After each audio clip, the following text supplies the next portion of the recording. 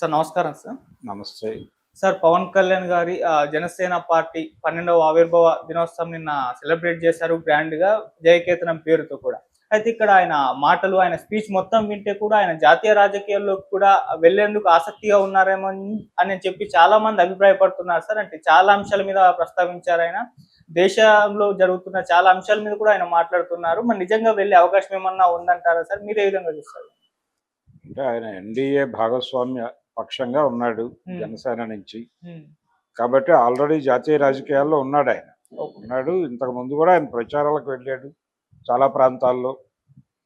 వెళ్ళి అక్కడ తెలుగువారికి మాత్రమే ఆయన రిప్రజెంటేటివ్గా వెళ్ళలేదు. ఆ పార్టీకి సంబంధించి, ఆ ఐడియాలజీకి సంబంధించినటువంటి రిప్రజెంటేటివ్గా కూడా వెళ్ళాడు ఆయన. నిన్న ఆయన మాటల్లో అదంతా దొర్లినటువంటి విషయాలన్నీ కూడా ఎన్డీఏ స్పిరిట్కి భిన్నమైనటువంటి మాట ఒక్కటి కూడా ఆయన నోట్లోంచి రాలేదు. పైగా చాలా విపరీతమైనటువంటి ప్రేమతో, ఆదరణతో మాట్లాడాడు ఆయన. మాట్లాడే క్రమంలో ఆయన ప్రధానంగా ఒక మాట వాడాడు. Right to left, left to right, ఇలా మాట్లాడుతూ ఉంటారు చాలామంది నా గురించి అని కూడా మాట్లాడాడు. మాట్లాడుతూ నేను మంచి ఎక్కడున్నా తీసుకుంటాను అంటే ఆయన వదిలేసిందంతా చెత్త అనుకోవాలా అనేది ఒక సందేహం. ఇలా ఆయన తన ప్రయాణం కొనసాగినటువంటి తీరు చెగువేరా నుంచి నరేంద్ర మోడీ వరకు ఈ ట్రావెల్ గురించి చాలా విషయాలు స్పష్టంగా చెప్పే ప్రయత్నం అయితే చేశాడు. దాన్ని మనం ఆదరిద్దాం, తప్పేం లేదు. వారి అభిప్రాయం వారిది.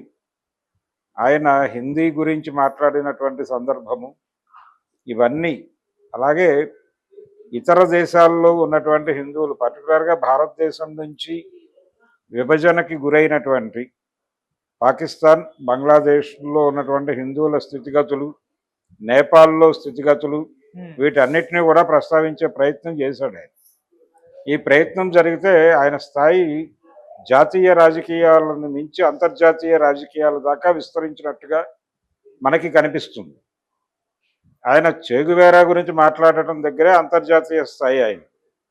సో ఇప్పుడు ఈ విషయాలు మాట్లాడటంలో కూడా సనాతన ధర్మాన్ని అంతర్జాతీయ స్థాయికి తీసుకెళ్ళి మాట్లాడుతున్నాడు అనుకోవాలి. ఇలా అనుకుంటే పవన్ కళ్యాణ్ని ప్రపంచ స్థాయి, ఆయన జాతీయ రాజకీయాల్లోకి వెళ్ళిపోతున్నాడు, ప్రాంతీయ రాజకీయాలను వదిలేసి. ఆయన ఆల్రెడీ ఒక ప్రాంతీయ పార్టీ నాయకుడు. ఒక ప్రాంతీయ పార్టీ నాయకుడు జాతీయ రాజకీయాలు మాట్లాడవచ్చు, అంతర్జాతీయ రాజకీయాలు మాట్లాడవచ్చు. మాట్లాడటం తప్పేం కాదు, కానీ ఆయన పర్సెప్షన్ లోకలైజ్ అయి ఉండాలి. అంటే లోకల్ కోణంలో నుంచి ప్రపంచ రాజకీయాలని ఆయన ఎలా అర్థం చేసుకున్నాడో ప్రపంచానికి చెబితే వినటానికి సిద్ధంగా ఉన్నారు అందరూ. కానీ అది మాట్లాడట్లేదు ఆయన. అది మాట్లాడకుండా ఇంకేదో మాట్లాడే ప్రయత్నం చేస్తున్నాడు. ఇంకొకరి ప్రయోజనం కోసం ఇంకొకరు తయారు చేసుకున్నటువంటి సిద్ధాంతాలని ఈయన తన నోట్లో పెట్టుకుని అక్కడ ప్రపంచం మీదకి రుద్దే ప్రయత్నం చేశాడు ఆ వేదిక మీద నుంచి. అందులో భాగంగానే ఈ బంగ్లాదేశ్లో జరుగుతున్నటువంటి విషయాలు ఇవన్నీ, పాకిస్తాన్ గురించి ఇవన్నీ అందుకని మాట్లాడాడు. అంతకు మించి వేరే ప్రయోజనం లేదు. ఆయన తనంతట తాను రాజకీయాల్లో, అంటే రాజకీయాల్లో ఉన్నాడు, జాతీయ రాజకీయాల్లోకి వారు పిలిస్తే వెళ్తాడు. వారు మూసేయమంటే పార్టీని మూసేస్తాడు కూడా జనసేనని. సో ఆయన ఇన్ టోటల్గా వాళ్ళ గ్రిప్లో ఉన్నాడు, వాళ్ళ చేతిలో ఒక పనిముట్టుగా ఉన్నాడు ఆయన. భారతీయ జనతా పార్టీ చేతుల్లో పనిముట్టే పవన్ కళ్యాణ్, అంతకు మించి ఏమీ కాదు. ఈ విషయం చాలా సందర్భాల్లో ప్రూవ్ అయింది. చంద్రబాబు నాయుడు ప్రతిపక్షంగా ఉన్న రోజుల్లో ఆయన తన ప్రేమలేఖలన్నీ వారి ద్వారానే బట్వాడా చేసేవాడు. అంటే తను ఒక బీజేపీకి ప్రేమలేఖ రాసి ఆ ప్రేమలేఖని పవన్ కళ్యాణ్కి ఇచ్చేవాడు. పవన్ కళ్యాణ్ దాన్ని పంపేవాడా, తీసుకెళ్ళి ఎక్కడైనా పారేసేవాడా అనేది వేరే గొడవ. ఆ స్థాయి నమ్మకం ఇప్పటికీ పవన్ కళ్యాణ్ ఏం మాట్లాడినా చంద్రబాబు ఎందుకు కాదనటం లేదు, కాంట్రడక్ట్ చేయటం లేదు, బాధపడటం లేదు అంటే ఆయన మీద ఈయనకున్నటువంటి రెస్పెక్ట్, ఆ రెస్పెక్ట్ వెనకాల ఉన్నటువంటి భారతీయ జనతా పార్టీ, ఆ పార్టీతో ఈయనకున్నటువంటి సంబంధాలు, ఆ పార్టీకి ఈయన మీద ఉన్నటువంటి అభిప్రాయాలు, వీటన్నిటినీ పరిగణనలో తీసుకునే చంద్రబాబు కానీ లోకేష్ కానీ చాలా కంట్రోల్లో వ్యవహరిస్తున్నారు. పవన్ కళ్యాణ్ వ్యవహారానికి సంబంధించి ఆయన విషయాలకు అంటే ఆయన మాట్లాడిన మాటల మీద స్పందించడానికి కూడా వీళ్ళు ఇబ్బంది పడేటువంటి పరిస్థితి. నిన్న 40 ఏళ్ల చరిత్ర ఉన్నటువంటి పార్టీని నేను ఒక ఆపదలో ఇరుక్కుంటే బయటకు లాక్కొచ్చాను అన్న టోన్లో ఆయన ఒక కామెంట్ చేశాడు. అవును. క్యాడర్ ఆవేదన పడుతున్నారు, ఎక్కడ సోషల్ మీడియాలో అక్కడక్కడ నక్కి నక్కి బాధపడుతున్నారు, కానీ ప్రధాన స్రవంతి నాయకులు ఎవరు కూడా దాని మీద స్పందించలేదు. పైగా దాన్ని అలా ఆ కోణంలో చూడటం సబబు కాదు అన్న టోన్లో కూడా చెప్తున్నారు. అందుకని పవన్ కళ్యాణ్ జాతీయ రాజకీయాల్లోకి వెళ్ళడా అనేది, వెళ్తాడు అనే స్పెక్యులేషన్ బాగా ఊపందుకుంటోంది. ఈ ఊపందుకోవడం వెనకాల ఎవరున్నారు అని కూడా చూడాల్సి ఉంటుంది. ఆయన జాతీయ రాజకీయాల్లోకి వెడితే కొంతమేరకు తెలుగుదేశానికి రిలీఫ్ ఇచ్చినట్టే. ఓకే. ఆయన జాతీయ రాజకీయాల్లోకి వెళ్ళడు అనేది మనం చెప్పలేని పరిస్థితి. ఎందుకంటే ఆయనకి తెలియదు ఆ విషయం. ఆయన్ని ఏం మాట్లాడమంటే అది మాట్లాడుతున్నాడు, ఎక్కడికి రమ్మంటే అక్కడికి వెడతాడు. ఆయన నడిపించే శక్తులు అక్కడ ఉన్నాయి ఢిల్లీలో. ఆ శక్తులు ఏం ఆదేశిస్తాయో అవి వాటిని పాటిస్తాడు.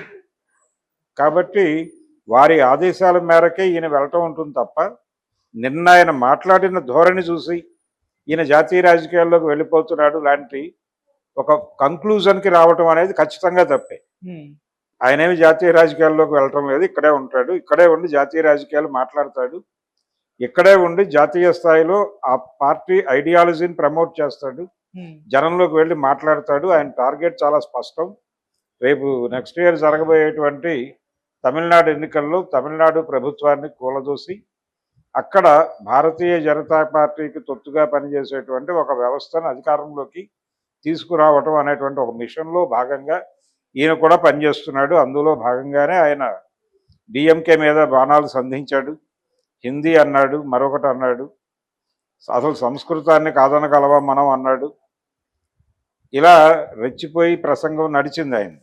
అయితే ఎక్కడా కూడా ఆయన ప్రాంతీయ పార్టీలకు ఉండాల్సిన స్పిరిట్ ఏమిటి, ప్రాంతీయ పార్టీలు వ్యవహరించాల్సిన శైలి ఏమిటి, ఇవన్నీ తీసుకెళ్లి గంగలో కలిపాడు. ప్రాంతీయ పార్టీకి ఉండాల్సినటువంటి విజన్ కూడా లేదు ఆయనకి. ప్రాంతీయ పార్టీ పెట్టాడు కానీ ఆయన పనిచేస్తోంది వేరే వాళ్ళ విజన్తో.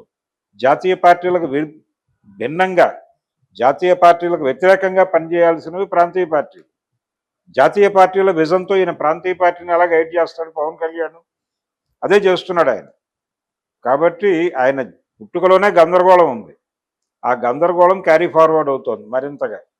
ఆయనకి స్పష్టమైన విజన్ ఉంది. ఆయన చేస్తున్నటువంటి సర్వీసెస్కి ఒక గుర్తింపు లభిస్తుంది అనేటువంటి ఒక క్లారిటీ ఉంది ఆయనకి. ఆ క్లారిటీతో అలా రెచ్చిపోయి మాట్లాడుతున్నాడు. అంతకుమించి ఆయన ఏదో జాతీయ రాజకీయాల్లోకి వాళ్ళు పిలిస్తే వెళ్తాడు, వాళ్ళకి అవసరం అయితే తీసుకెళ్తారు. వాళ్ళకి ఇక్కడే అవసరం ఉంది, లోకల్గానే అవసరం ఉంది. రేపు రాబోయే ఎన్నికల్లో పవన్ కళ్యాణ్ కెపాసిటీస్ మీద వాళ్ళకి నమ్మకం వస్తే ఇతన్ని ముఖ్యమంత్రిని చేసినా చేయగలరు. జగన్ని అధాపాతాళంలోకి తొక్కగలరు. ఇతని రైజ్ని బట్టి ఆధారపడదు. లేకపోతే జగన్ అలా మెయింటైన్ చేయాల్సి ఉంటుంది చాలా కాలం పాటు. జగన్ ఎందుకు మెయింటైన్ చేస్తున్నారంటే చంద్రబాబుకి కౌంటర్ చెక్ ఉండాలి కాబట్టి. చంద్రబాబుకి కౌంటర్గా పవన్ కళ్యాణ్ని నిలబెట్టగలం, నో ప్రాబ్లం అనే కాన్ఫిడెన్స్ బిల్డ్ అయిపోతే ఇద్దరిని తొక్కుతారు. అటువంటి ఒక అద్భుతమైనటువంటి క్షణాల్లో పవన్ కళ్యాణ్ ఉన్నాడు. అటువంటి అద్భుత క్షణాల్లో ఆయన ఆవిర్భావ దినోత్సవం జరిగింది. అందుకని ఈ వేవ్స్ అన్నీ కూడా ఆయనతో అలా మాట్లాడించాయి.